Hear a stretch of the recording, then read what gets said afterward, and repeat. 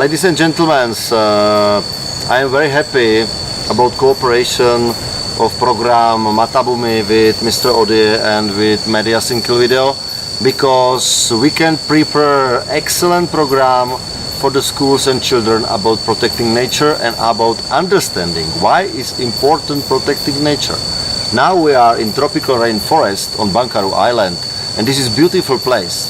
This forest do for us oxygen, this forest do for us water, and it's very important for stable climate on the world. Yeah, everybody know about climate change, but this climate change coming if people so much destroy forest on all world, and we would like explain you and to children how we can living on this planet without destroy tropical rainforest. I think this is very important for our future.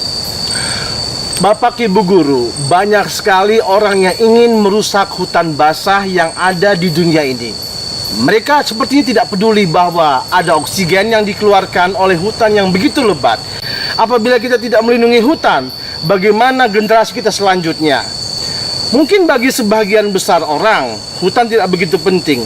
Tapi bagi orang yang berilmu, bagi orang yang mengerti bagaimana pentingnya hutan untuk manusia, untuk generasi berikutnya, itu sangat penting. Saya Odi dan Mr. Milan dari Aceh Singkil menyampaikan untuk program Mata Bumi.